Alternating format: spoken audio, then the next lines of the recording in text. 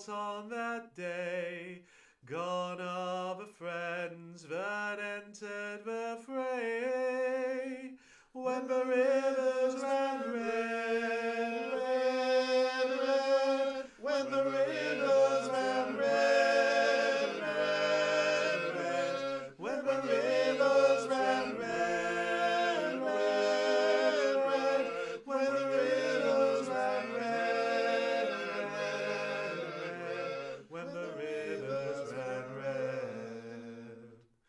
Gone, gone are those halcyon days. We were all so lost. Gone, gone are those halcyon days. We gladly paid the cost. Gone is the rage that no blood could slake. Gone is the wrath that made the foe break. When the rivers ran red, red, red. When the rivers ran red, red, red. And yeah, we should be live. Hello, everyone. Thanks for coming along to this chat. I have the wonderful Susan and Steve with me. They Hello. are fantastic people from Empire. Incredibly talented as well, but I'm sure I will froth all about them being incredibly talented. No, don't say that, Steve. Steve, I have your books and that on my shelf over there. So you shut up. So Oh no. Yeah. So I could go and grab all of them. I've got them all, mate. So yeah, don't. Oh, that's so cool. I didn't follow you on Patreon for nothing. No, thank you. I'm very grateful. So hopefully I have embarrassed you enough there. Yeah, that's the right button to push. Excellent stuff. So these are really laid back. We get if anybody in chat gets questions or anything like that, I'll just ask. We've got quite a few people going at the moment, so it's all really, really good. So what I normally do is I have one or two questions that I normally ask at the beginning, and then I've got a question that I always ask at the end, and then the rest of it sort of follows its own route throughout. So it's quite laid back. So first of all, we'll start off with you then, Steve, considering what you were telling me before we started. So what brought you to LARP? We were invited by some friends who were themselves invited, and they were like, "So and Steve would be totally into this." Yeah. And they were like, "Yeah, we sort of we want to go, but we won't know anyone. So can you come along?" So yeah, we sort of went along quite gamely, and the first one we did was very, very muddy. That's 5 years ago. About 5 years ago, yeah. Yeah, I guess it was now. Yeah. And it was like one of the Mudmageddon. Sorry, my camera Hello? froze. My camera. Can you still hear us? Yeah, I can hear. okay. Yeah, my camera froze as I said it would. Yeah, it was good. The thing is, we got there and like the atmosphere hit us, and it was like, what is this? Yeah. Like, how is this allowed to be a place? Like, I mean, it's so immersive, and like the people and all the stuff. It was so. I mean, to be honest, it was pretty overwhelming. Like having no context for it, you need a little while to get into it. It was making contact with some people that we'd lost contact with, or didn't have as good a contact as we should have done as well. Because like Oz Mills. I've known him for years. We had known him since we've met, pretty much. Yeah, because we've been doing conventions with comics 15 years ago. We met a very young Oz Mills, and I want to say it was like 2005. It would have been something like that. 2005. And basically, like, haunted him on Twitter, and then suddenly he's there in a field with us, and it's like, oh, okay. I'm really keen to introduce us to a thing. And we're like, oh, okay. And then there's Pud, and Andrew Roddick. You spoke to last time. He's. I knew Emma through the comic scene. Again. I didn't know Pud, and then got to know him through LARP. And we went with Nana and John. Who I went to uni with Nana, so we're all kind of like this vague acquaintance level friendship group. Yeah. And then LARP just really brought us together, which was really lovely.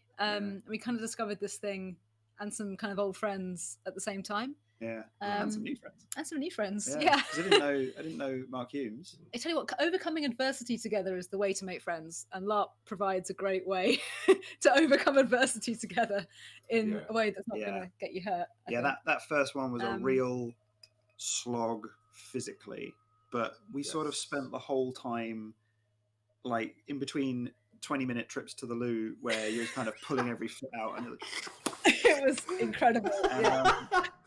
We spent the whole rest of the time just kind of looking around going like, what is this? I think I tried to trade some resources and got ripped off. I'm pretty sure that's what happened. Someone took you to one side and was like, you haven't done this before, have you? And No. that laid the trend for my second character, because I did that for a lot of other people, and they just kind of laid them out, were like, this is worth 1, this is 5, you look at this is how you know it's 5, and this is 3, and these are the coins. But the thing is, the new player meet at that event was what, 3 people? It was 3 people. About 3 people, and someone who was like far too busy to do it. Because this is before the massive boom. This is before it became so popular, and it was just, they just sort of turned up and were like, "You got any questions?" And we were like, "Yes," but we can't articulate them because we don't know what to ask. but we don't know what to ask. So we were really sort of, we really picked it up on the go. We picked it up on the go. I think the fact that we came back after that, I think something clicked. It was like, this is really cool. Like, the fact that this exists is amazing. So that's what kind of kept us coming back. And I think we've done nearly every one now. Yeah. Since then. Yeah, I think so. And we've got into other LARPs as well. We got into Orion Sphere, the science fiction. Yeah, that's LARP. That's really good. And we've done all of those. You've done all of those. I've done all those. And I've done all but one. Yeah. And that was really good as well. Yeah. That's awesome. It's cool. That's awesome. Yeah, the Mudpocalypse seems to be a common theme for a lot of people being their first ones and stuff like that. So ironically, E1 would have been so good this year. Oh, don't even say it. The weather was. We were out, and it was like we were out in the garden. It's like the weather is perfect. It was not too hot, and it was sunny, and it was breezy. When it was that whole thing on Twitch, wasn't it, with the song and story time? Yes, we did tune into that. We had the fire like out on the patio in a way too small a space. Yeah. It was like the fire pit from too big, fire bit too big, fence bit too close. But had some sort of taste of that mood, but it wasn't quite there. Yeah, I was talking to Alec last time, and he said that everyone was there, and you were sort of like, it was more about chatting and being in a little bit of kit with each other. That's sort of your little community. So it's all, Dawn in chat, she said, I think there are about 50 people at my new player meet, and that's small fry compared to now. That's incredible. I still don't know what questions to ask. They run like 3 new player meets now as well at an event, and it's just they do like a whole combat bit, like a practice combat. It's so good because it's I think if you go with your mates, or if you've got someone to introduce you to it, that's that's sort of what we ended up doing in a way. But to introduce new players to like here's a bit of fighting, here's a bit of trading, here's a bit of magic, I think it's really important. Yeah, because I turned up the very first one. A friend of mine, Kit, he got in touch and just said, we put this group together. So it seems to be quite similar in the way that you had a group and you all turned up to be this group together. So we were part of the Pathfinders. So the 2 feet didn't exist all the way back then. So, highlighted question. Thanks, Ben. Can you tell us who your characters are and what they tend to do? Oh yeah, that's a good shout. My character is Dagmar of the Lewd Parchments, Nunasdottir.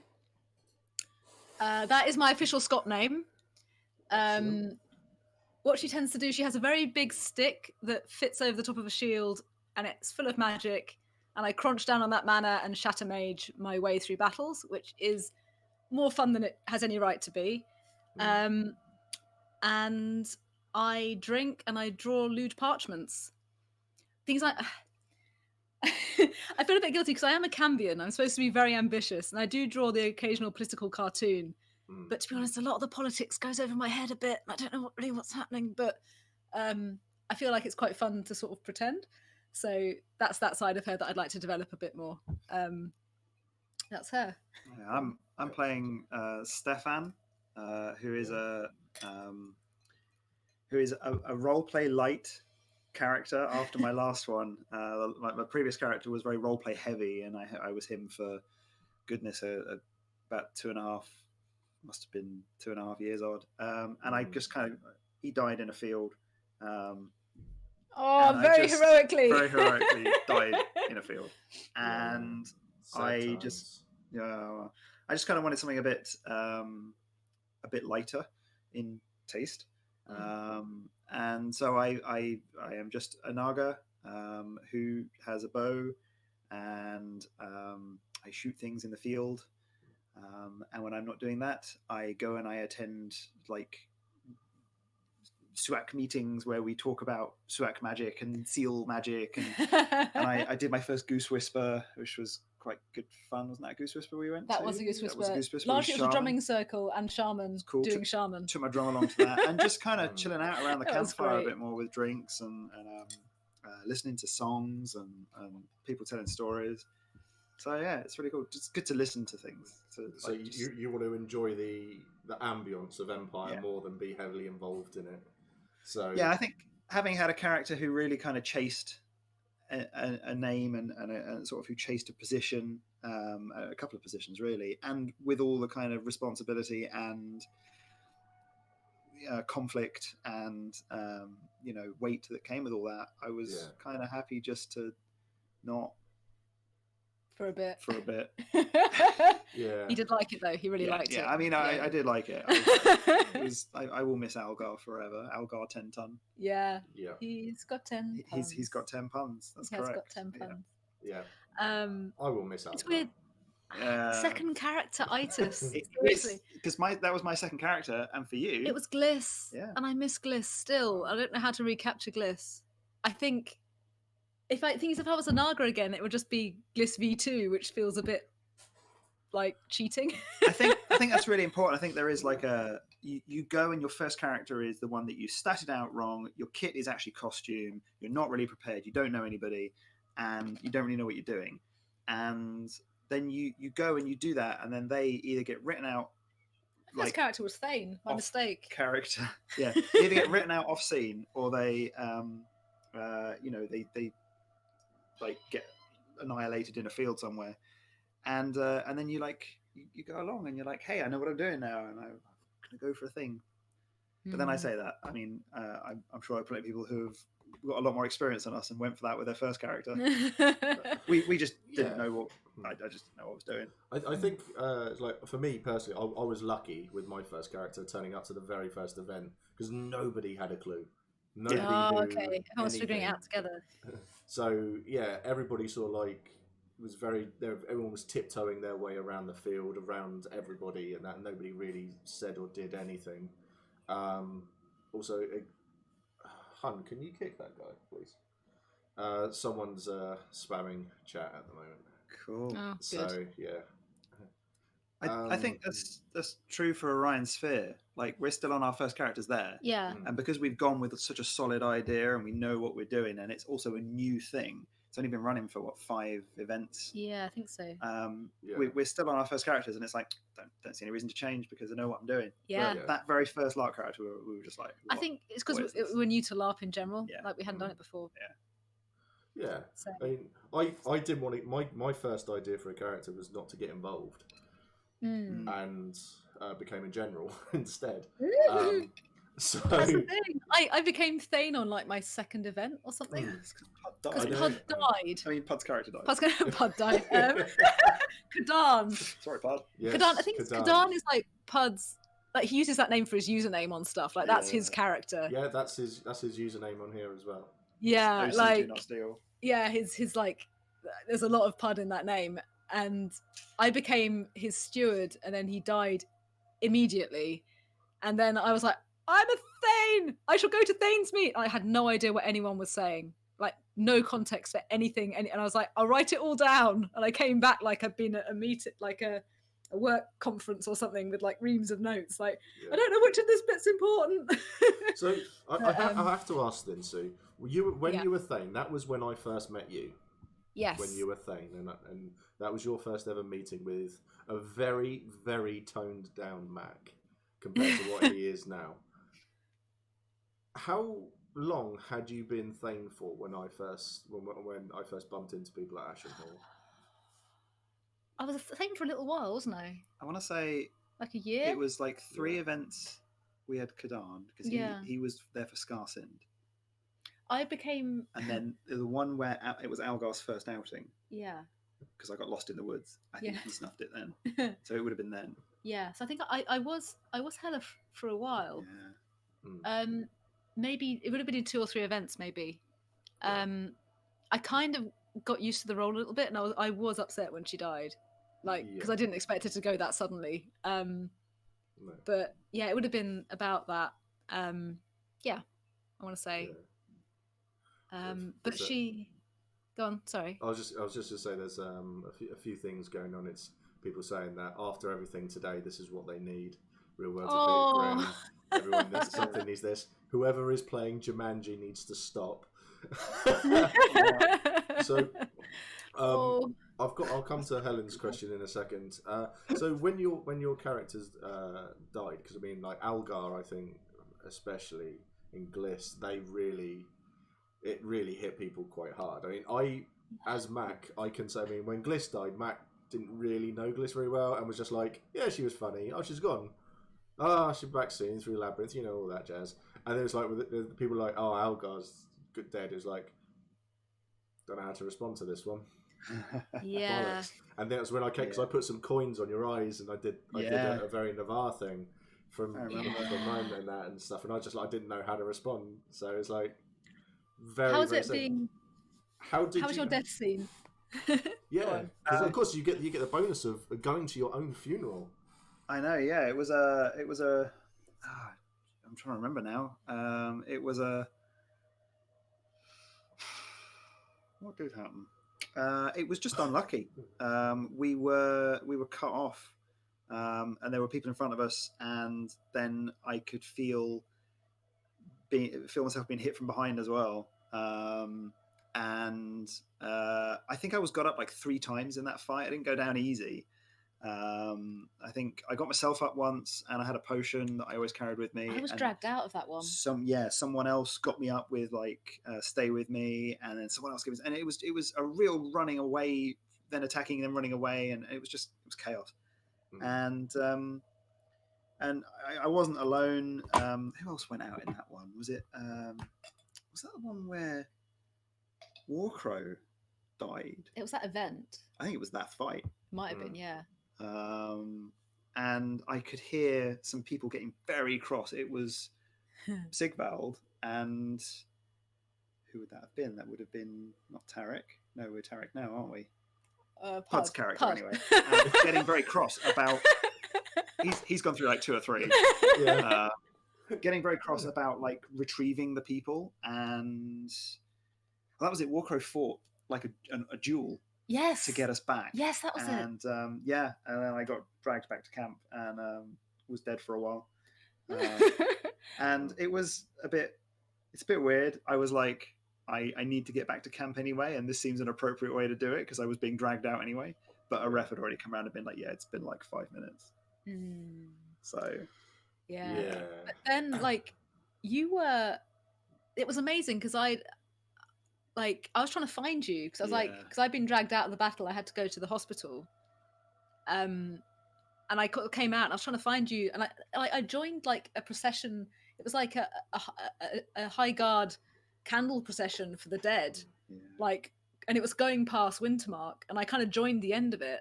And I was getting a sinking feeling because I couldn't find you in the hospital and I couldn't find you anywhere. And I was like, oh. And I got back to the tent and you were just laid out in state. And I was like, this is one of the most surreal things that's ever happened. Like, I've come back. And like people were crying. Yeah. The actual tears were being shed over Algar, which I still find incredible. Very cool. Milk it for all it's worth. The thing is, I think Algar had quite a big impact on a lot of people because he was there to kind of help. Like he was like, if you were in a video game, he'd be the guy with the little exclamation mark over his head, being like, "Do you want to learn about trade?" Yeah, that was kind of the point behind him. I wanted him to be visible and findable, and for people to come. And plenty of people did come and were like, "Hey, I have this one piece of ambergelt. What can I do with it? Help!" And I went into and just kind of didn't really do any big stuff. I never got into like masses of money. You ran for senator. I did run for senator. You hold your questions very well. I did hold a boss seat briefly. Yeah. Before the Jotun took it. So the But Silver Peaks. No, I got the people out as well. I sent the missive that got the people out. So you did a lot. You did a lot of stuff. But it was all little stuff, you know. It was all little stuff that kind of just kept things going and kept things rolling and kept people going. And it was good fun. So how did you feel then when? So your character's dead and you've done all the funeral bits and you're going off. You're going back to God, or you're going off to God and do whatever you're doing. How did you feel? Because something that we talk about a fair bit in this is character bleed. So the feelings stuff coming from in the game into the real world to affecting you. So I know when my first character died, I was very much, nope, I'm upset by this, and I literally came up with Mac, and that was going to be it. That's just going to be a bit of fun, throwaway character who I've now been playing for like 5-6 years. So, but it does affect you. How did it affect you? How did you get yourself? I mean, for me, for Algar, there was a real like, I really don't know what to do now, because I'd had such a thing I did. I mean, there was a little bit of like relief because having run for senator and done all right and not got it, I was a little bit like, well, I can't do that for another year, and I don't, you know, I'm sure there's other stuff I can do, but nothing is immediately in front of me, and I kind of tied up most things that I had to do. So I was a bit like, well, I don't really know what to do now, and I sort of wandered around the next day and didn't really do much. I didn't do much really. What about you with Gliss? Gliss? Okay, for Gliss, I dyed my hair for a couple of years. Like, I'd changed what I looked like physically, day to day. And Gliss also had a mask, so she had a different face. So to me, she felt very strong and very distinct. And somehow she was more like she could perform better than I can because she had a mask on. Okay. So she did she sang and she did stupid plays and she like got up and made a big kind of like she laughed really loudly, you know. And I think, I really miss that. I miss her. And it's weird because I did the same thing for Dagmar. I changed my hair again. I got brand new weapons. I changed my whole look. But I think the brief I'm finding gives me less of that joy and more kind of, I wanted to build more sort of role play in, but I've not maybe capitalized on that properly because I'm still trying to be Gliss and like sing and dance and flap about. So I think, it was kind of a way of thinking about what LARP is that changed. Don't know. Anyway. I can understand that. Helen's asked, how do you find playing lineaged characters? Do you sometimes wish you didn't have a lineage? Lineage, I love being a Naga. I think in some ways because you're wearing a big prop or you're doing something to your face, it gives you a mask and gives you like a thing to bounce off. And I like that. I think I continue to play lineage characters indefinitely. I just switch between them because I think it just helps me get into character.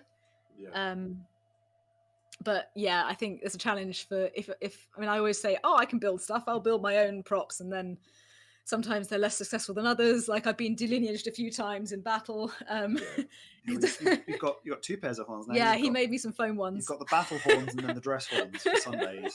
You know, and practically Sunday yes. Sunday best. Yeah. Sunday best. Sunday best horns. That hurt my head, but look better. And then the battle ones look good at a distance and in photos. Yeah. And I'm made of foam. And you get used to ducking under doors, but I like the extra bit of flavour, the extra bit of brief, and I just love dressing up. So anything that gives me extra costume things to bounce off is great. I mean, how do you feel about lineage? Well, this is my first lineage character. Ironically, in retrospect, the previous guy Algar, he would have made a great Cambion. Yeah. But he wasn't. So this is Naga is my first lineage, and it's okay. I think if anything, I'm trying to capture some of the just sheer joy and like cat-like luxuriating. This kind of lounging. Yeah, this kind of lounging. Like, everything's thing. amazing for my benefit attitude. And sort of the joy of that Gliss had, and I kind of saw that and was like, that's like seems like a really nice time. Yeah. Sort of I'm trying to capture that. Yeah. I think I'm gonna Twilight Masquerade as a Naga next time, so we can Naga together. Woo. Take me on exciting made up drug. Yeah. Can you help us out with some made up drugs? Would that be a thing you can help us with? I mean, not right now. Not right now. Sorry, maybe later. My camera keeps on freezing. It's been rubbish tonight. I don't know what's going on. But I have no idea what you're talking about when it comes to drugs. I'm afraid I don't know anything about drugs. Sorry. Oh, obviously not. No. Wrong person there. Must have me confused with the other bald bearded man from Wintermark. Who somehow acquires like mysterious and exotic cards with things written on them. I have very firm memories of having a conversation with one of the egregores in Wintermark, and he was trying to convince me to run for senator. Right. He was like, "Yeah, you could run for senator. You could do that." And 10 feet off to the side are you. And I think Trot just lying on the grass and going like, "Oh, this feels so good. This grass, it feels so amazing." And then like crawling over to people and like putting your hands on their legs and stuff. And we just looked at you and then went back to talking about being senator again. It's like, yeah, okay. I love how LARP means that can happen like next to each other, and it's fine. That's just how it is. I really miss the goose, the honking thing. Oh man! No!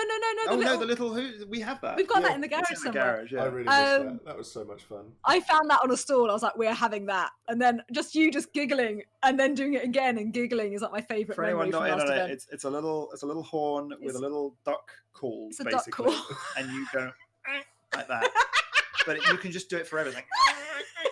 And it's great to insert into a song at the right moment. Yeah, it's like the best. It's comedic timing. Comedic timing in a box. I need to acquire more comedy instruments because we've got also one of those little kind of thumb pianos, but one of the tines is broken, so it makes the best comedy boing noise. It's like ding, ding, ding, ding, plonk. It's perfect. It's like boing. Someone, if you want to try a drug, there's someone, I can't remember the name of it, but it's basically you see magic.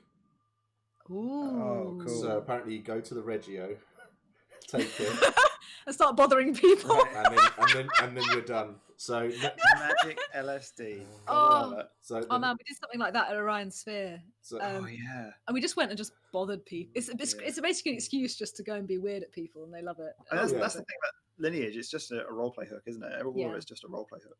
Yeah. I think it's, like, with Cambion, you're supposed to be just very like unfeeling and like cold and ambitious, and it works really well for a political character. I think for someone who draws lewd parchments, less so. I just don't know. Should I just Twilight Masquerade it till I die? I mean, it's tempting. I am a night mage. I can do this. Yes, you should. We were. Someone's popped up in chat. Someone said that they want to do. I think it was Dawn. She said that she's going to do the Twilight Masquerade when she gets back into the field. Smith, we're doing it to Bron. We're going to get him to do it as well. Right. That's cool. So yeah, so there's going to be a few things like that. I think when it comes to like characters and trying new stuff and getting all of those bits going on, I don't think I'm going to be able to play someone not stupid. while I've got a certain hallmate around, because whereas when me and Kit roleplay together often we play very serious characters. It takes 10 minutes before we're doing really stupid things. We're just taking the piss constantly. And I've got that with Trot now, so I don't think I can do it anymore. I think this is what LARP is for. LARP is this amazing place where you go and you have pretend problems. Yeah. So you can't think about your real problems. Yeah. Which is incredible. And part of that is this real escape of just like, I'm in a dream in a game, I'm high in a dream in a game. I'm playing a drum circle and touching people and going in a dream in a game, which is like, where else do you get that? Like, it doesn't. No, it's very, very true. It's like everyone's saying that with everything going on in the world at the moment, they need this to talk about something to get them away from it. That's what LARP is. It's like knowing people with mental health issues, so anxiety, depression, anything like that. They turn up into a field, they're playing someone different, and they're able to then go, yeah, but that's that. I'm over here doing this. I've got anxiety. I can't talk to people, but I'm going to go and shout at that person over there though for an hour. Yeah, it's masks, isn't it? It's just another mask that you can put on. And you can play. The whole point is play. You can play at grieving. You can play at love. You can play at all kinds of relationships. Yeah, I mean, I remember we were talking about character deaths earlier, and I remember when Hella died. Yeah, and I was in Thanesmeet as Algar, it must have been. Yeah, and I saw you come back across the field. Yeah. And I ran across and I was like, Hella. And you just looked at me and went, who are you? And I was like, oh. But also... And I kind of walked back to Thanesmeet and I was just like, I don't really know how to process this. As Steve, I don't really know how to process this. Because I'm like, we're married. And I'm like, yeah. I'm going to have to pretend I don't know you in any way. Which was even harder than before, where it was like we knew each other and it was fine. And we're just like, but it's like, I'm new to Anvil. Like, I don't know you. No, I got to I got to when I was the first time I went out on the battlefield as Algar, we got cut off from everyone, and there was this big running retreat where we were running the wrong way, and there were a load of us, about 15 of us. We got cut off, and eventually we ran for so long, and a ref took pity on us and was like, okay, you have escaped. Congratulations, you are now 3 months walk away from civilization. It will take you 3 months to get back. Go to Monster, get assigned some NPC roles, and we'll bring you in next season. And we were like, well, okay, we're not dead. So we go and we get these NPC roles. And the first place I went was back to our tent, back to Ashenhall, where my cloak and my stuff was. And I was just like, oh, I am just a poor refugee. Perhaps a hallmate has passed recently. And you have a cloak going spare. And I was kind of cross with him at this point because I had no idea what was going on. And it had been ages. And I was like, I thought he just kind of buggered off. I had the car key. And he had the car key.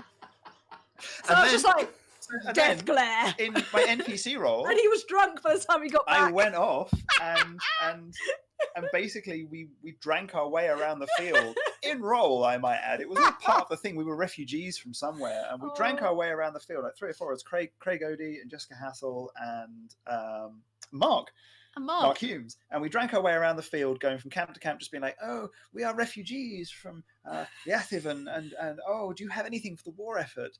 And then we took it all back to God, and God were like, thank you very much. And then we got they'd sort of... Had they told you to do this, or you just no, they had told us to do this. And then in the meantime, you had kind of... Okay, it was like, I get the feeling the weather was shit at this point. Yeah, it was pouring. Yeah, so I was kind of sat in the tent waiting, basically, because no one else was there. It wasn't great. I mean, you folks have managed to sort of get... We were trying to find a way to get to the gate, and we ended up trying to talk to one of the egregores. Egregores have got the wrong information as well. Yeah, and they were like, "Oh, I can't see them. I can't see them in the labyrinth or something." I'm like, "Are they dead? Are they not dead?" And we were like running around trying to save your life, basically. And then you show up drunk as another character. So we went back to God, and God were like, "Okay, come back at 8 o'clock, and we might be able to get you back in play today." And they lead us out into the field in the middle of the night, pitch black. It's winter. And someone was singing. Yeah. Someone had come and sung for this. We didn't know them at all. We saw the Sentinel gate open from the other side, which is very rare.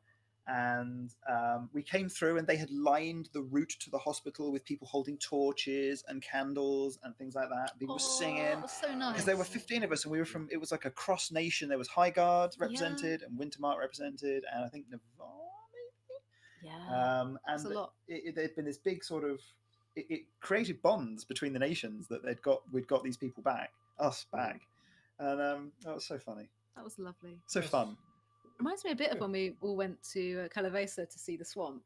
Yes, that pilgrimage. That was cool. Oh, wow. All of Wintermark turned out to go on one encounter to the swamps of Calavesa, and we all stood around this big ring where the swamp was. It felt like an entirely different place. It was the same place we just had a fight in like 2 hours before, but it felt completely transformed. Watching people like making speeches and like the closest you come to sort of communing with ancestors. Yeah, and it was all like that. crowd singing and people leading, and everyone had like torches. And, oh man, that's the most atmospheric thing I've ever done. Hashtag not a cult.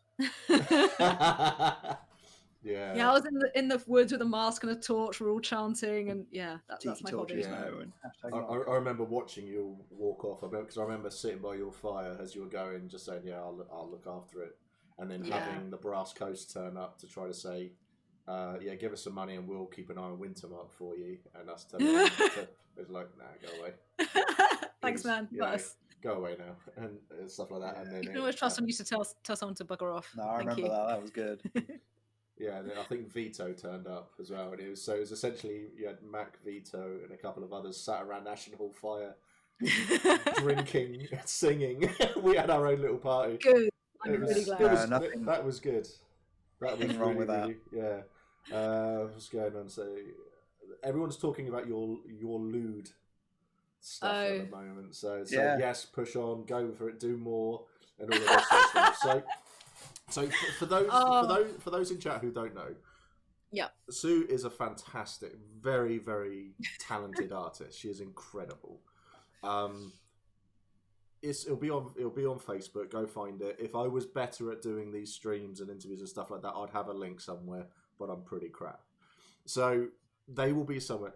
Look, they're incredible. The last one you did of my other half was so good. She's getting it printed up onto canvas. It's getting framed and getting put up. It's going up on the wall, basically. That makes me so happy. Seriously, look. So these portraits, I think I get a lot of joy out of doing them because the characters are so real to me and so emotive, and like when people play their characters, they put across this amazing energy, and I want to try and get that energy in the portrait. So that's why, I mean, when I do pin-ups, I try and do pin-ups that match the character. I'm not just doing not the person but the character. So I guess there's a fine line as well between drawing the person and drawing the character, and I'm always trying to judge like what energy are they putting across, what would they like to see in the character, how can I bring it to life for them and like strengthen the whole thing. Having said that, it is hard work. And I don't want these to be commissions because then they represent work. I want to do them in my own time when I have time to do them. So essentially I've got a big backlog of ones that I'm kind of waiting to find time to enjoy doing. Yeah, but it's all virtue pricing. It is all virtue pricing. So Dagmar will gladly accept any payment for any portrait that Sue does. So Dagmar's got quite a good deal, really, thinking about it, because she doesn't do any drawing. Do you accept drugs? That I definitely don't do. Oh, absolutely. No, I don't expect. Look, I don't expect anything but I gladly accept. I mean, that's prosperity. That's a virtue. Yes, prosperity is a virtue. I'm sure you can hand it in for a reward to some self-respecting militia person. Yes. Yes. Yes. That is totally what happens. Yes. Yes. It's right. Twilight is not illegal. Twilight is amazing. Twilight is the greatest thing ever. So is this why? Is that why? Because I've got you did that wonderful drawing of Mac and Grim, and the party potato. Party potato lying in a field together. I tell you what, there's something amazing because drawing that is also the memory of that event, which just makes me really happy anyway. So it was just like, my Instagram, I only put up pictures that make me happy. That's my new kind of rule, because I draw a lot for work. I draw a lot I draw a lot of things I'm obligated to draw, and I don't have time to draw them well. So if I'm drawing for me, I want it to be something that brings me joy. So what's your Instagram? That's that. Picture of virtue. There you go. Go find that on Instagram. Picture of virtue. I say they're lewd. I mean, there's not really any. They're suggestive at best. I mean, there was. Very good. We went to a player event before everything stopped, and it was the Little Mother's Ball. And one of your lewd parchments was Yes. auctioned Fiddlemed. So for charity. Fiddlemed's portrait is the one I think I'm proudest of, because it has little kind of leering seals underneath, kind of like looking on, admiring. I don't know. It was just I mean, a fiddle themselves, it's very tasteful. It's like the coat is just down over one shoulder and just it's like just one it's foot a is in the back water. and a suggestive pose, It's, but it makes me so happy, very... and I hope that it helps Fiddle. Like judging that one as well was like, okay, how does Fiddle want to be seen? Yeah. And I'm trying to judge that, and I'm just glad I got it right, because I think that's good for both of us. They were very pleased with that. Yeah, they were. The link to your Instagram is about to be put up in chat, so it's all good. Yeah. So expect more followers. Thank you. So just to be clear, I'm not taking commissions. If you want me to draw something for you, always contact me. We can talk about it, but it's unlikely to happen now for another year or so, because I've got a backlog, and I refuse to put pressure on myself to do these, because they're not really commissions. No. So it's something fun. Like everything to do with this hobby, it should all be fun. Yeah, it's a difficult balance, that one. Yeah, if you're not enjoying something, then something in the game needs to change for you. Yeah. So because it's something that I tell people. It's like, I was hating Empire when I met Ashenhall for the first time, and there were people there who are very, very key to me staying, and I think it was definitely all of Ashenhall. So if you hadn't come up to me after that battle where everyone in the Navarre were walking away in a line together and I cut off and I was walking on my own through Wintermark, and if you hadn't come running up to me to say, "Oh, what happened?" and then I told you off and told you to go and get me a drink instead. That sounds about right. Yeah. And then you came back with some water and we just had a chat, and then I remember then John came out and Lisa. Then Lisa came out, so it was like, this is good. And then there was the pub crawl that happened, that all the drinks were on Steve for the night. And I got invited out for that. Yeah, Algar had a bit of cash, didn't he? He did have a bit of cash. Yeah, a little bit of cash. Just briefly, he had some cash. Yeah, I think it's that boss seat that does that. I mean, it wasn't my boss seat. I just sat it. Yeah. So that was you're as a hall and individuals, you all have massive impact on people. Something that I love to do on all of these, the reason I do all of these, is to show people how fantastic our community is, how fantastic individuals are, and I want everyone to see how positive everything is and how incredible everyone is. And Ashenhall are definitely some of the major highlights of Empire for me. Thank you. Always have been. I love arguing with John as well. I love his aura when John gets very serious and he's very mysterious, and it's like, no, you're just John, but it's really funny. He threatened me. It was hilarious. Oh yeah. Oh, he's great. On Oz's stag do, he threatened me. Yeah. He pointed it very theatrically. That's very Jag. Yeah. I mean, we're really lucky. Jag will never die. No, because he doesn't take the field. And he has lots of concealed weapons. he will never die until I kill him. That's my challenge. Jag, I'm coming for you. We're very lucky. With our. He comes all the way from Sweden. Don't kill him. Yeah, don't kill him. He might stop coming. That's what. In the Toothy, we got Joel, who comes from Sweden as well. I assault him on a regular. It's. That's one of the things I love about Mac. It's great. You're just insane. Energy is incredible. Like, and it's kind of, you're either like this incredibly joyful, stoned out of your brain character who just comes and just brings this chaos, which is marvelous. And it's part of what made me want to be a Naga and play Gliss, because I was like, I want that side of this game where it's just all kind of just really enjoying it and getting really into it.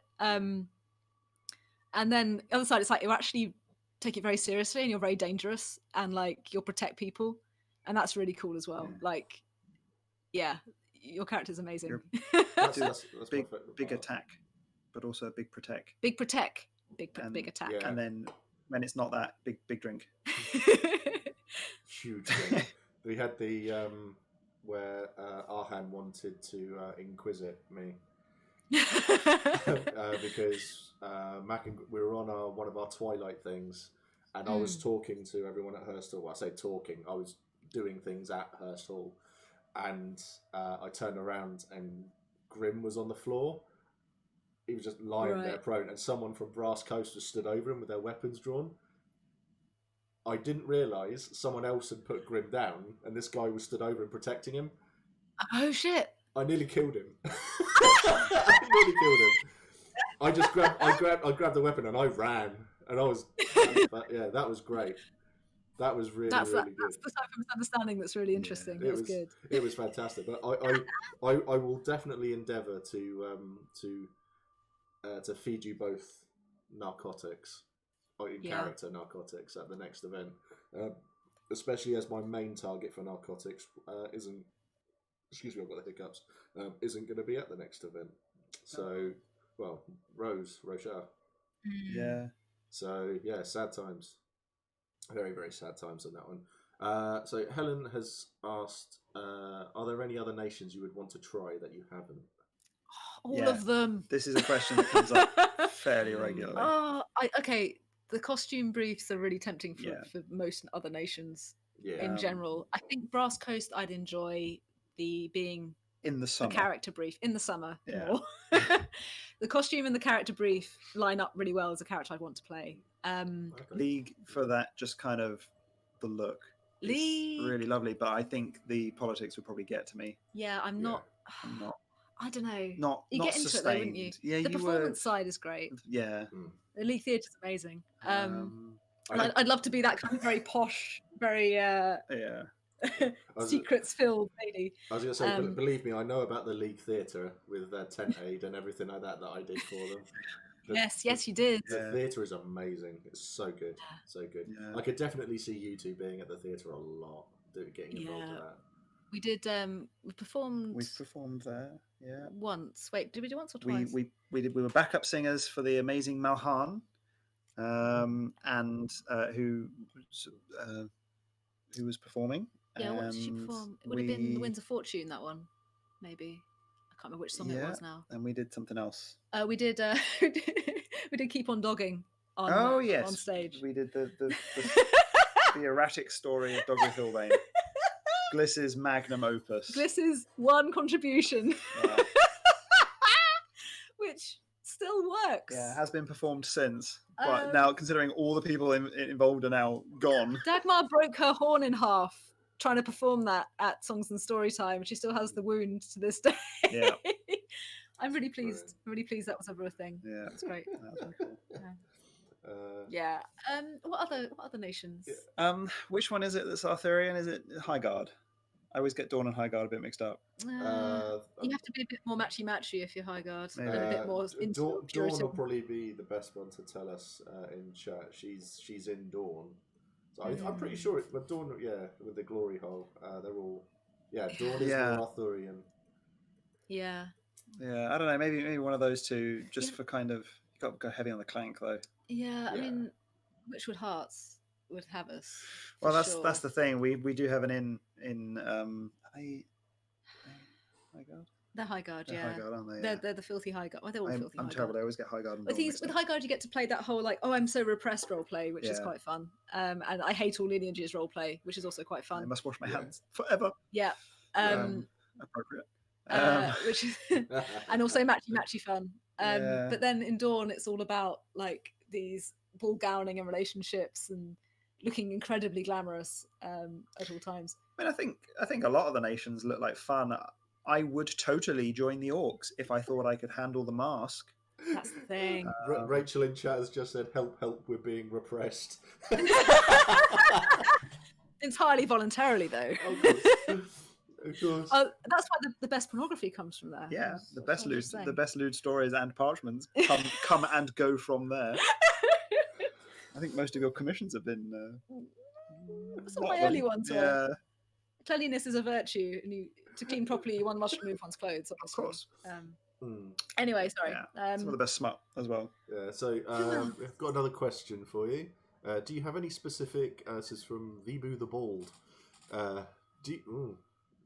people are typing, so it's moving my chat. Do you have any specific short-term goals for the next event, whenever that may be? And hi, Larry the Fuzzy. I mean, my goal is always to acquire as much mana as possible so I can eat it all. That's the thing. I haven't, not specifically. I think there would be more that I'd want to perform something. So I'd want to learn a song enough to be able to perform it around the campfire. I'd really like to go to Senate, but I've tried before and I've not understood it, which I found quite disheartening. I think I'd need someone to sort of explain enough to me so I know enough about what's going on and like who's who. Because I draw for the Oathright, I draw their political cartoon, and he briefs me, and I don't know what I'm drawing. And I'm like, okay, so explain to me what this is and what. So that side of the game, I'd like to understand a bit more. Yeah.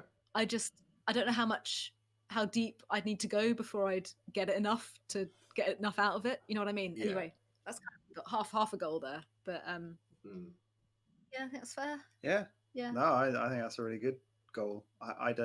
I'm sort of stuck in third character limbo where I don't really know what I want to do. So I've been decorating my tunic with an arrow for everyone I've shot in the chest, because I'm sort of counting that as a kill, even if they get back up again. Except everything that should have been a kill. Yeah, I wasted someone's time or energy, and I guess add a few more of those. I don't know really. I mean, you never know what's going to happen as well. No. You could get wrapped up in something. I think that's the thing. There's a lot out there, and I've got night magic. I could go and explore that. We've got Coven. Yeah, we could. I want to double down on the Coven a little bit. I've been making a sexy book that has all the rules in it, because the thing is, last time we got a bit ambitious and tried to do too much and kind of didn't maths it properly. We didn't do the Excellenancy properly. Yeah. And we spent a long time queuing and trying to get it sorted out, and then it just wasn't. It wasn't. Yeah. Which I think wasted everyone's time, and it was a bit disheartening. So I'm going to make sure that doesn't happen again by making the wiki into a book for the spells we're likely to try and do, which I think is like the main thing a Coven needs. But performing those rituals is really fun. And we've got a Twilight Masquerade regular gig, which I'm going to try and flavour. I mean, I always write kind of slightly suggestive rhyming couplets for my rituals, which I'll try and pull some more together for the next time, which is good fun. But then all of Sacque Magique, everyone comes and like we all add to the performance. we all like either have a drum or we chant or we like torture the person slightly by putting stuff over their head. It's great. It's really good. But night magic's really fun. I really enjoy it. So what about you, Steve? You've got your third character. You've stepped away from things a little bit, and you're just like you're just getting the feel just to see what takes your fancy. And I mean, like I said, I don't really know. I've got I would like to get involved in the night magic bit a bit more. Maybe write a ritual, some words for a ritual. If you can like find a reason to want to do one of the bigger ones, we can like get together and try and make that happen. I'd quite like to sort of spend some time listening to other people. I feel like a lot of people at LARP are dying to tell you their backstory. And I play a lot of Dungeons and Dragons, and I DM a lot of Dungeons and Dragons, and kind of drawing that out. It's like, well, why are you here? What encourages people to think, oh shit, why am I here? Like, who are my parents? Where did I grow up? And those kind of features give life and character to a character. It's like we always talk about with John and with Tony. It's about adding to other people's game. Yeah. So if what you're doing prompts them to like consider their morals or consider what type of person they are, then you've added to their game and to their immersion. Yeah. So that's an ambition to add to someone's game. Yeah. I think it'd just be nice to give people an excuse to be like, yes, well, I come from this little place, and this other thing happened, and then I found a magical sword, and and my parents are dead, and well, they have to be. It's the law, isn't it? You're from the bar right here. Yeah. We have there's a running joke since I've been doing these with everyone that it's like everyone's your backstory is really tragic and all of this, and we're getting a lot more people who have altered backstories and put backstories in where they're very much. Oh no, my parents are happily married. They're all still alive. They're back on the farm. You're getting a lot more of those now, but Well, we got Atalak back, so my family Yeah. are fine. But they were in peril for a while, which was very much like just a little bit of peril. little bit of peril A little from bit the of ocean. A little bit of peril as a treat. So I think Rachel said, thinking I need to make some backstory bingo parchments.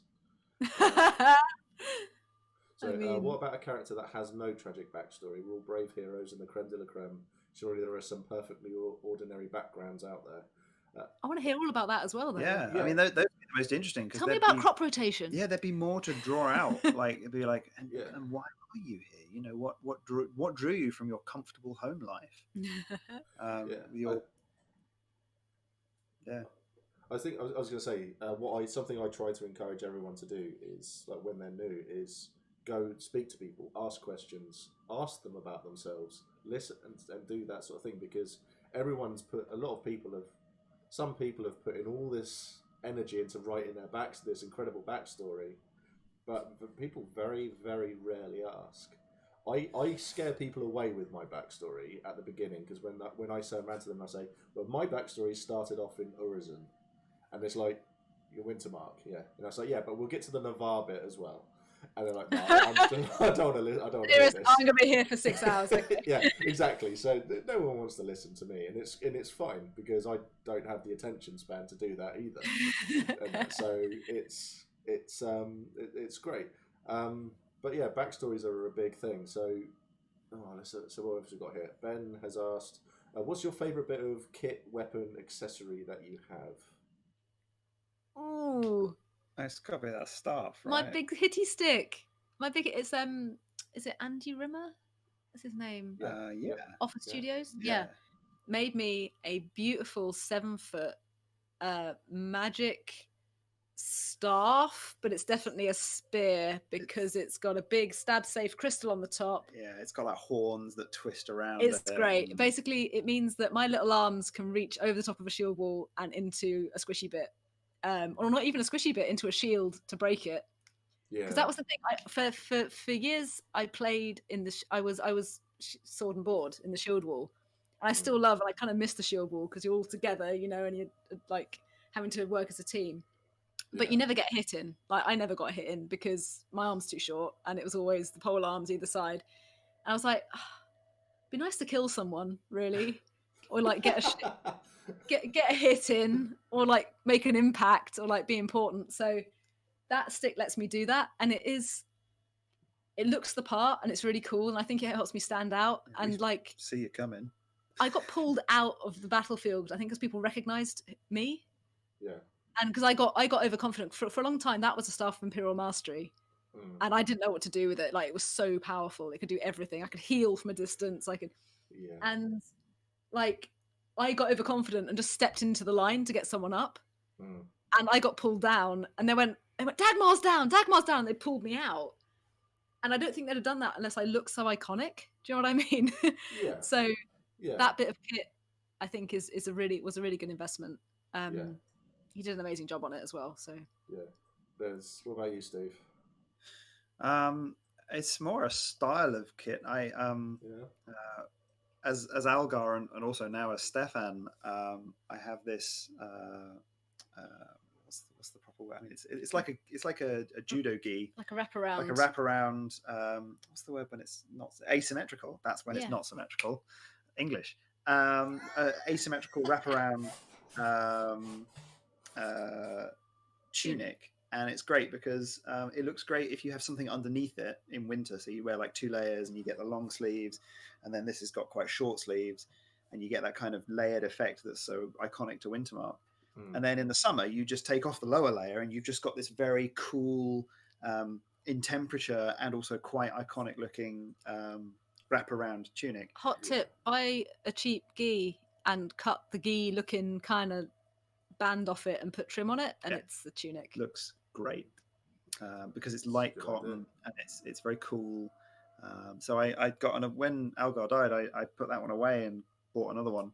dyed that a different color. That's blue. And no, Tan. I've had another one since then that's tan. So I'm now rocking a tan one, and it's just so comfortable. And really, I think Steve's a bit picky about like how comfortable he is. I have to feel it has to be. You have to be comfortable. He gets quite like, I don't like what I'm wearing. I'm like, come on, I'm going to show you something. It'll be all right. We'll make something. Yeah. But it's tricky. It's like you want to be comfortable, but you also still want to look like you. Yeah. So kind of keeping that top layer and still being cool in temperature. But you'll willingly wear a mask that you have to put a tampon in the nose to keep the condensation at bay. Yeah. It's okay. I'm gonna try. It's on string at the minute, but for the next event, I've promised myself I'm gonna get some glue and try that. Yeah. Because I am a little tired of constantly readjusting it. Yeah. Ask in the orc group, because that's what a lot of them do that. So I feel like I should have spent the long winter, because you made your mask for Gliss. Yeah. And I feel like I should have spent my time doing that. I mean, I can give you some tips. Yeah. Well. Yeah. Maybe. Got some holiday coming up, I guess. But yeah. There was a question that was asked that I missed. So apologies there, Ben. What is the purpose behind the rituals that you do? Ooh. What's the purpose? So night magic is kind of about asking vague questions and getting vague answers. So quite a lot of the rituals we do are part of a bigger puzzle. Yeah. And if you ask the right question and you get the right sort of vague answer, you kind of know that that's what is meant by it. So we did some historical research that another character wanted and got quite a decent answer out of it, and everyone was quite pleased with that.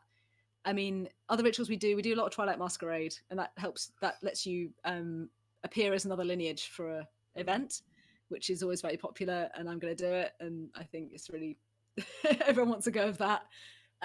We've had a couple of we had a very specific custom ritual. Yes. For two characters who were getting married in character, and that was a custom. That was ritual. An arcane projection. That was amazing. That was literally like the only effect was that of the two people who are targeted, they feel compelled to tell everyone about how amazing the other person is, like all their. It's just.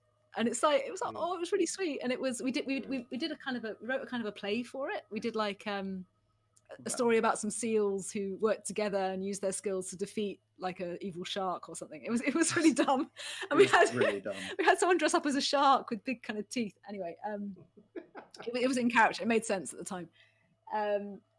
But yeah, so arcane projections are actually one of the more interesting parts of the game. That I've submitted one this time. I doubt it's going to get approved, just having talked it through with a few people afterwards. But I think hopefully I'll learn something from it, and maybe I'll try again. But to be honest, yeah, I mean, rituals do all kinds of stuff. Like in general, it's worth looking down, just seeing what kinds of effects. Some of them are big military effects. Some of them are more just personal role play things, or like to get over something or to feel something specific. I like light magic because it's kind of all about like mystery, or like getting a deeper understanding of emotion and oneself, and like deception and wearing masks, and it's got this kind of like atmosphere to it that means the rituals you perform can be also really atmospheric and also quite performative, which I think is quite good. Yeah. It could be like a performance, like a theatre piece. I know that the people we're in the coven with we would like to cast one of the bigger rituals, one of the bigger night rituals. Just kind of, there is an element of like, that's cool, and also we can say we did it. Yeah. And if you cast a really big ritual, you can have quite a big impact on the game. Yeah. I remember I was part of an autumn coven, and we did something that meant some refugees could escape, like from a region, and that was really cool. Yeah. The actual ritual itself was really quite agonizing because it was a 10-minute ritual and we hadn't prepared. Like we got it like just before, and we had to sort of fill time for 10 minutes in the regio.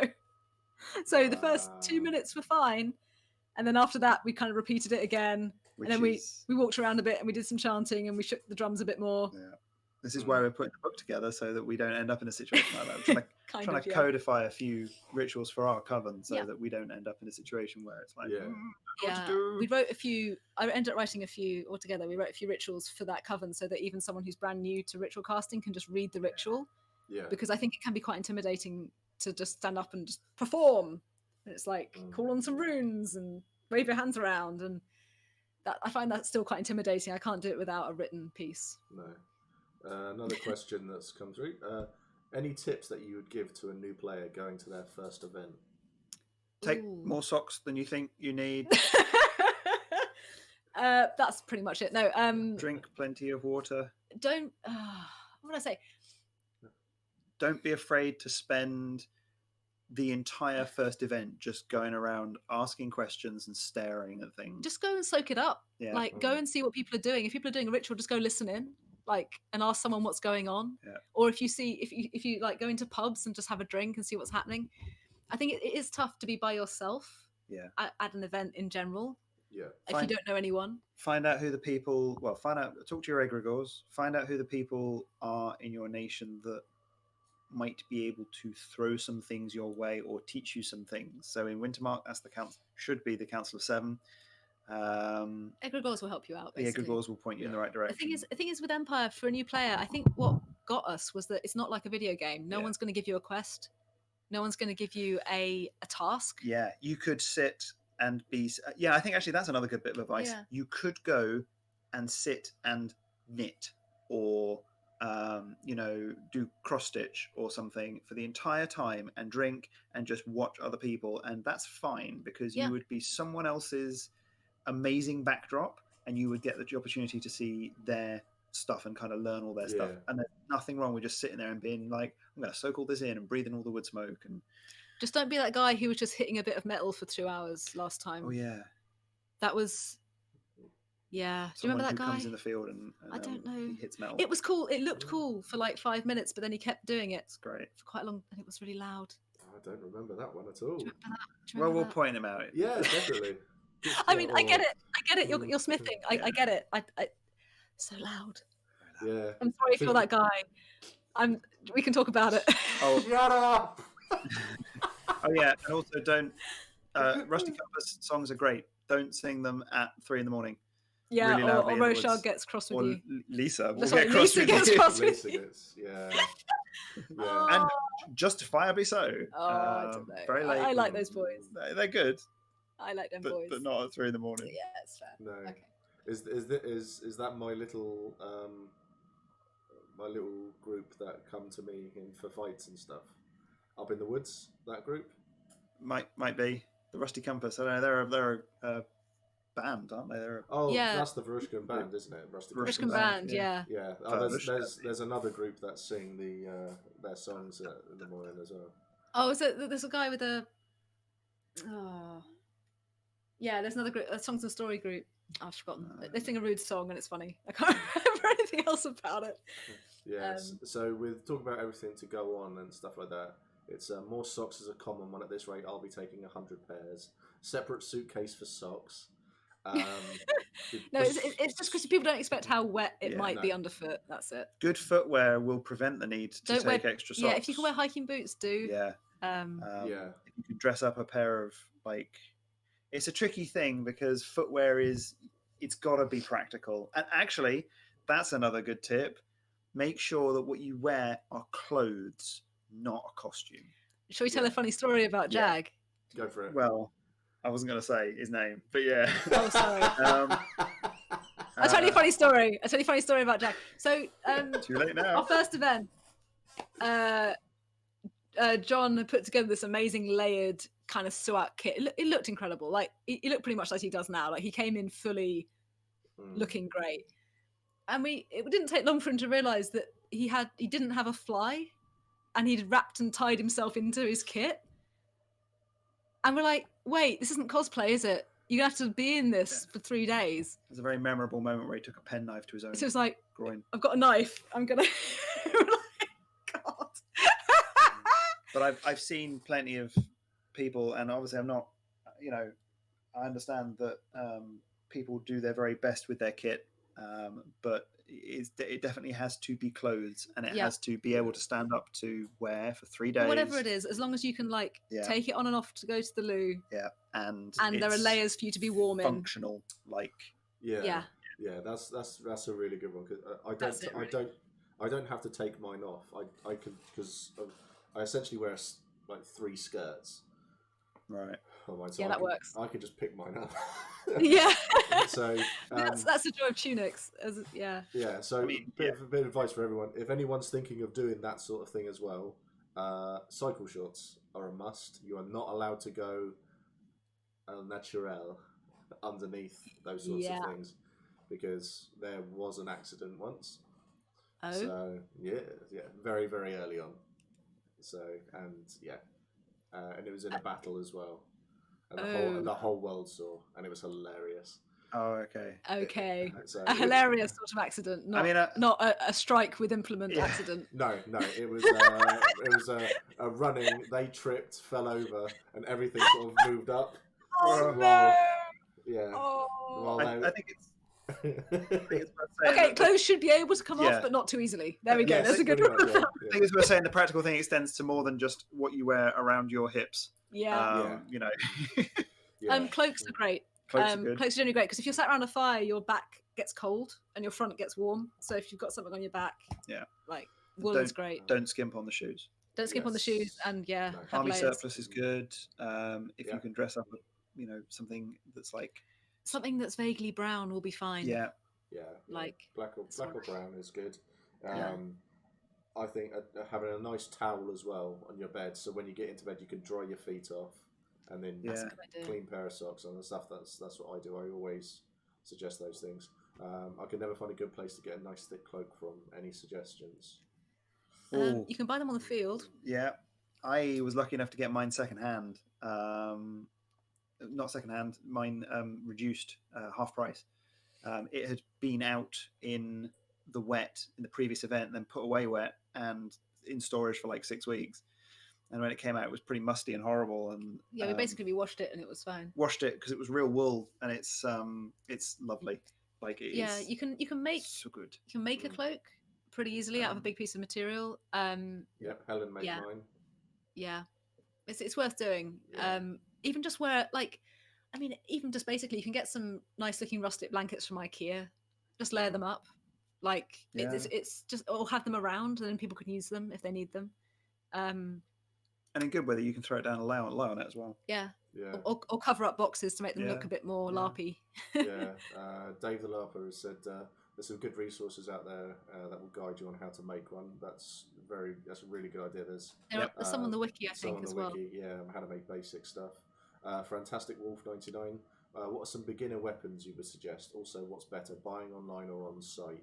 Always buy on site. Yeah. Always buy on site because you can hold a thing and see if you like it. And they'll let you pick it up and swing it around, and there's so much there, and you can commission something even in the field, or you can and pretty much everything is going to pass weapons check that you buy on the field. And if it doesn't, you take it back and they give you your money back. It didn't pass weapons check because you can buy some. There's some really tempting stuff online that looks great in the picture. Yep. It ain't. We once bought Mr. Whippy. Bought a sword that we affectionately call Mr. Whippy because it has such a flexible core that as you wave it, it visibly bends. It's like a big kind of wobble board. Passes weapons check though. It does technically. Yeah, they will. We've had one of those. I think as far as configuration, depends what you want to do, really. Yeah, I mean, sword is the basic, but if you've got shield as a skill, then a sword and shield is pretty good. If you're a skirmisher, you can have 2 weapons, 2 axes, 2. If you've got 2-handed weapon, then spear is pretty good over the top of a shield. Yeah, actually, I really enjoy spear, especially you're going to get hits with a spear. You're not if you're sword and board, you enjoy doing the whole step like taking abuse, but you're not really going to get that many hits unless you've got a really long arm. I'm quite enjoying having a bow for the first time. Although the arrows can be costly, I've only lost 1 over 3 events. Yeah, it's not so bad. They're quite recognisable, mine. So I make sure I sort of get them all back. Wyamorous LARPers, he bought online and it did not pass weapons check. The problem with buying online, it's difficult to send it back. When I brought my friend to Empire for the first time, I said to him, we literally walked around because he had to go with my weapons, other people's, and he didn't know what he liked. But when you go into the shop, you're picking it up and having a go. It's something that feels right. You might want an axe, but as you're doing it, you might find that the head's too far away or it's too close and things like that. So the length is quite difficult. And then you go, well, I picked up that that spear over there. That was great. I really preferred that. So you got a spear instead, and it changes your weapon, your character build as well. So it's always worth getting your hands on it. Sorry, Sue. And at the first event, you can change your character, right? I think still. Yeah, that's another thing. Yeah. You don't have to spend all your points. Don't feel you have to. Yeah. If you want to come with like just one skill, and then decide at the event what you want to do, having tried some things, that is absolutely something I wish I'd known. Yeah, wish someone had told me that, because I spent a lot of stuff on stuff that I didn't need. Yeah. Yeah, and I had to, because in the end I wanted shield, and shield's expensive, basically. Yeah. So if I'd saved the points, I basically had to run around and try and find a magic item that would let me have a shield, and it was a pain. But yeah. And also you can spar on the field with other people's weapons and have a go and get a go. Most people would be like, yeah, sure, have a go. Yeah. Yeah, definitely. Good toys. David Lambert says size isn't everything, but it definitely helps. I mean, it makes up for shortcomings. Yeah. I have no idea what they're talking about. As a relatively small woman with a big shield, like, I'm pretty hard to hit. That's good. Yeah. I enjoy that. Yeah. I've heard archery is tricky for new players, but I'd love to try it. I have never felt so under scrutiny, and a good sort of scrutiny, by the game team as I have when I picked up a bow. They are militant, and it is fantastic. I love it.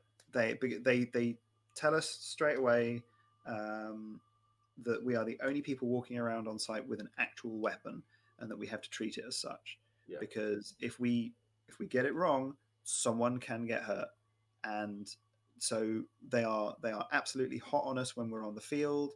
As any other character, I've just been like, yeah, off we go, sword and shield or staff or whatever. But with a bow and arrow, I have to get it right, or a ref will be like, you're getting that wrong. And then they'll show me how to get it right, and we move on from there. And they've always been very, very practical, but very firm. It's especially about things about like draw weight and like the safety of the arrows, and even to the point where they're like, shoot that target. So I shoot the target, and I'm following all the safety things they told me. And then she sort of looked at me and went, "Now, did you have to pull it that hard? The target's only there." And she was right. Like even that little thing, I was like, "Oh yeah, no, I don't have to pull it that hard. If the target's only there, I could have pulled it less." So you're pulling your blows with you pull your blows, with an arrow. Yeah. They're really good, really hot on it, really good as a result. But you're getting loads of good hits. Yes. I got Andy Connell right in the chest. That's going on the tunic. He didn't go down, but that's going on the tunic. I think every time you're fighting, I think Andy Connell is the one that you always want. When you see him, you want to fight against him. Oh, that man. I was lucky enough. My last ever skirmish for the Navarre was when the Empress was with us, because she had taken control of an army.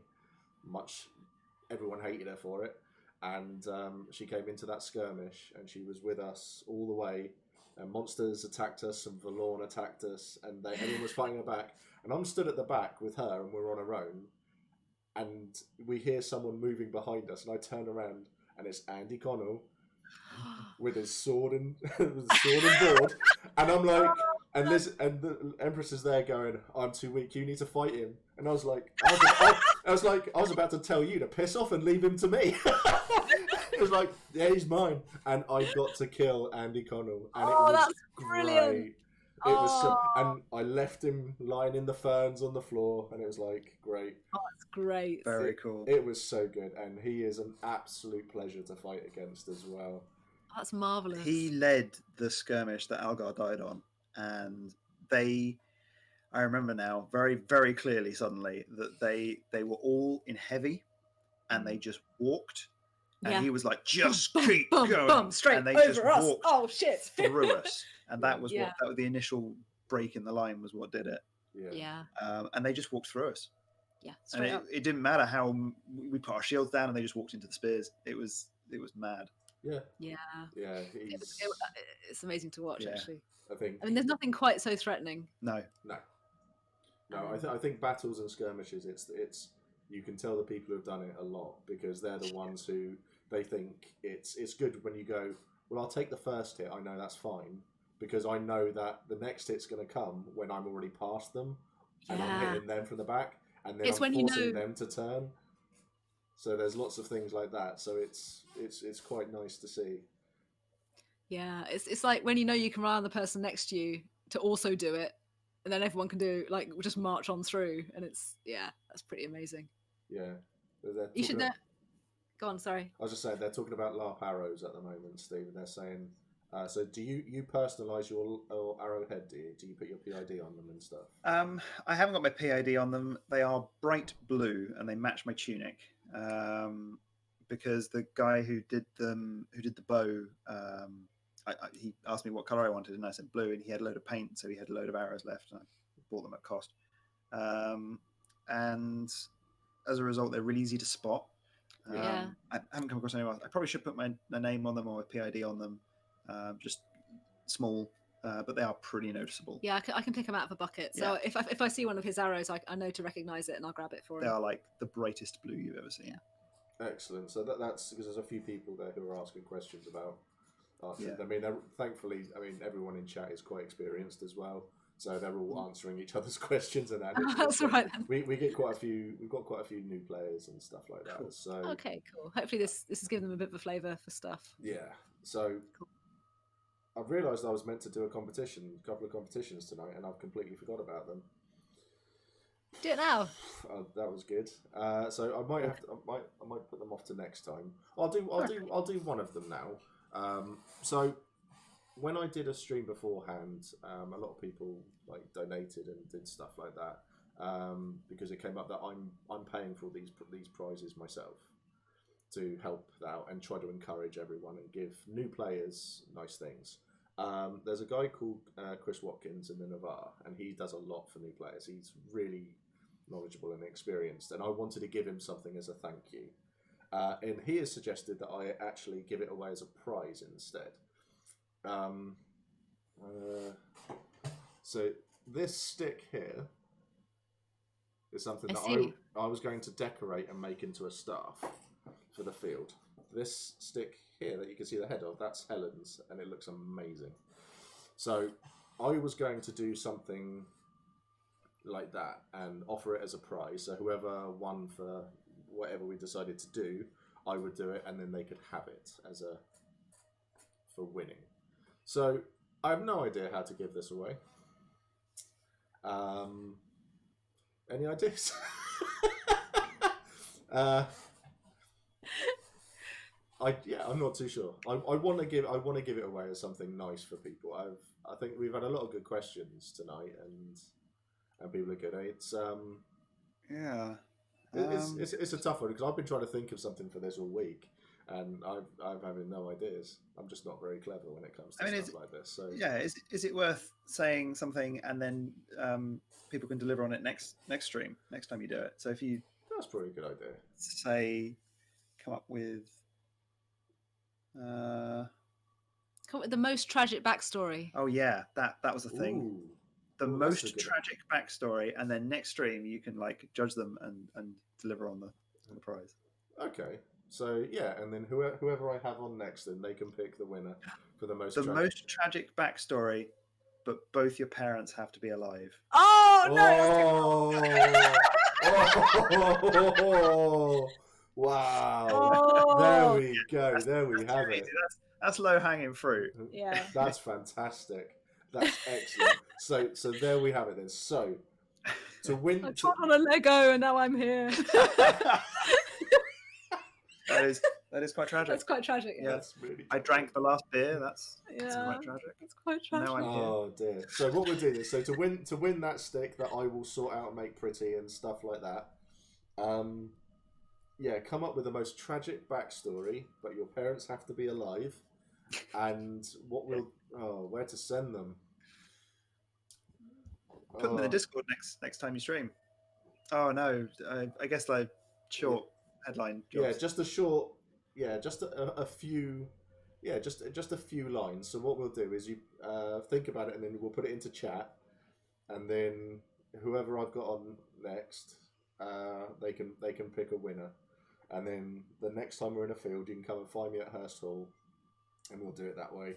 And then the other prize, which is I think I've actually got a picture of it that I sorted out, but I forgot to do everything. So let's get.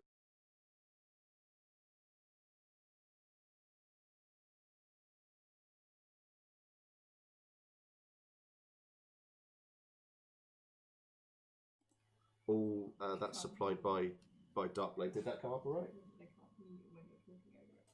Oh right, yeah. I hadn't turned the audio on that picture, so they saw the picture but couldn't hear me. Did well there. So you can get that. So that's from Darkblade. I've had a chat with him. So yeah. So what we'll do is put it all into chat next time when I announce it, and then whoever's in chat with me, they can pick a winner for the most tragic backstory where your parents are alive. You're welcome, whoever's next. So I have no idea who's next, and then what we'll do is at the beginning of the next one, I will start that competition to win that as a prize, and then they can collect, whoever the people are can collect it all from me at Hurst Hall at the next event. So they've got some nice stuff to look forward to having and collect.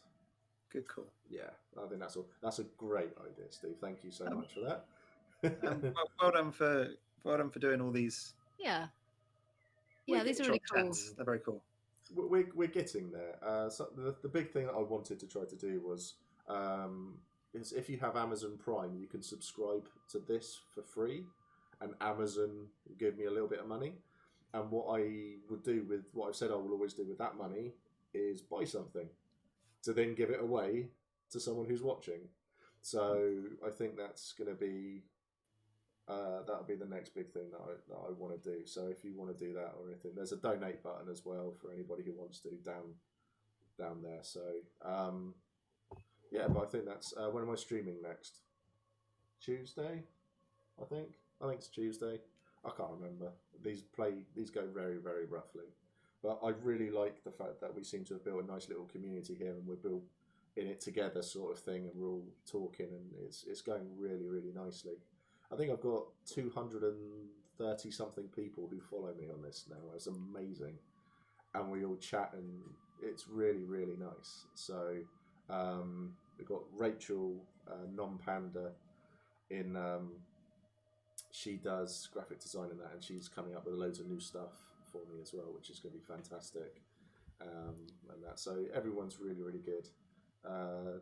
Max Minions, oh no, Max Minions, no, that's just bad. That's bad. No one needs that in their life.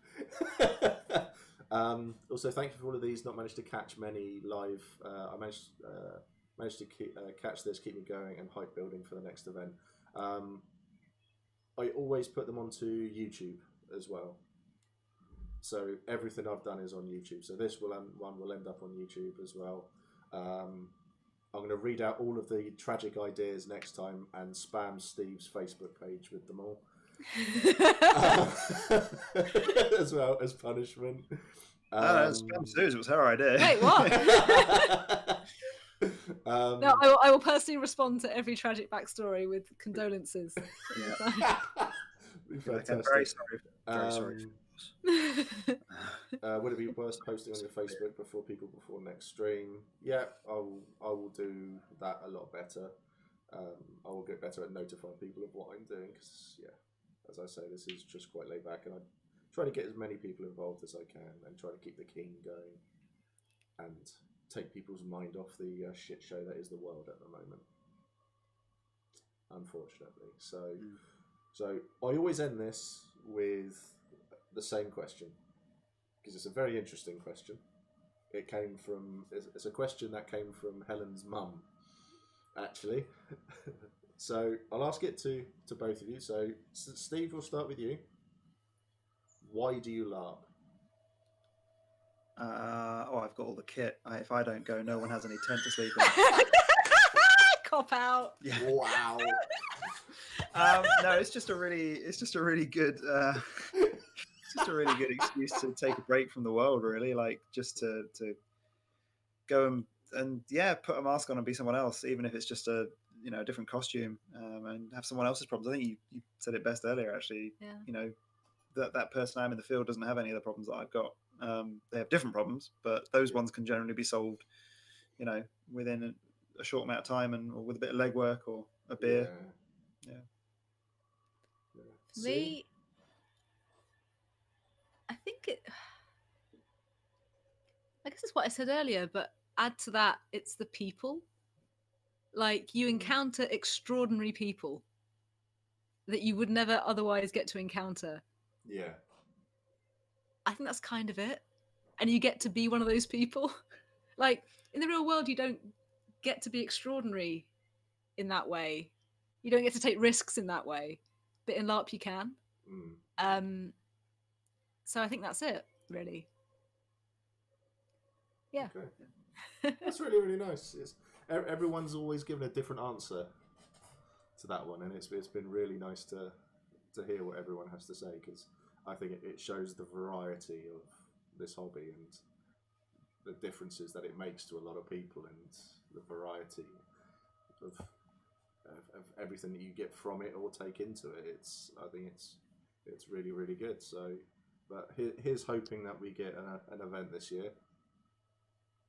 Yeah, maybe. Who knows? Yeah, I think that's it, isn't it? Who knows? Fingers crossed. So I really, really hope that we get something, because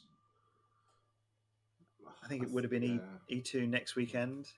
Or the weekend after. I can't remember. Yeah, the weekend after. Weekend after. Yeah. So it's hopefully we get an event, because I for one certainly miss everyone in the field at the moment, and going along to forget the world exists for a few days and then doing that. So I will be doing I'm going to be doing an interesting stream for the next event that does happen. I've got a few people who I'm going to stream with, and we're going to talk about what we're doing for the event. And then I'm going to see how many of them are alive after the event, because I'm going to stream the evening after the event directly after. So we would have been home for a few hours just to see how everyone is and stuff. I think it will give a nice example of the toll that it can take on you. So I think there's a lot of like, oh god, why am I doing this? Completely knackered, covered in mud, trying to shove dominoes down my face before I fall over. That feeling exists as well. That's exactly it. I get in, I have my takeaway, I have some beers, and I've still got half my face paint on. And stuff like that. I'm just sat there. The look at McDonald's on the way home is ridiculous. I kind of like being in LARP gear in public. It's quite a thrill. Yeah. Oh yeah, definitely. So, but yeah, that is everything. So, thank you so much for agreeing to do this, guys. That's all right. It's been Thank fantastic. You for it's been really lovely, actually, just to reminisce. Thanks. Yeah. I'm asking as many people as I can, and that. So, and I think some people have said that I think LARP isn't in a great place at the moment for some people, and they just want to say no, they can't do it, and that's completely understandable as well. It's all Milton Keynes needs the excitement of beating people up with LARP gear going into Tesco's. Yeah, I agree with that. So I mean, my stick's about 2 meters long. Just saying, I could, take it to Tesco and. Oh, that's a good point, actually. Yeah. I mean, we it's social distancing, LARP style, and it's stab safe as well. Yeah. Brilliant. I mean, I might be asked to, excuse me, could you please leave the store? But just mount it on the trolley. Mount it on the trolley. Yeah, just have it as a lance. Yeah. Oh. Yeah. Just gently prod people. One can fantasize. Back you go. Go on. So thanks everyone for watching as well. Thanks for everyone who's asked questions and had a chat and everything like that. I'll be aiming for Tuesday for the next one, and that'll be when we do the competitions that I completely forgot about, because my problem is I get too involved in the conversation and I forget everything else exists. So like if I do them, I normally have to get reminded that I need to come off, because it's like it's dinner time or your daughter needs to go to bed soon, so you probably should stop. So so apologies. I will do it all next time for everyone, and then there'll be lovely prizes to go out. So get thinking about those tragic backstories. Okay, so so for everyone, thanks so much for watching. This will all go up onto YouTube either this evening or tomorrow morning. All right, so see you all next time. Take care. Bye. Bye.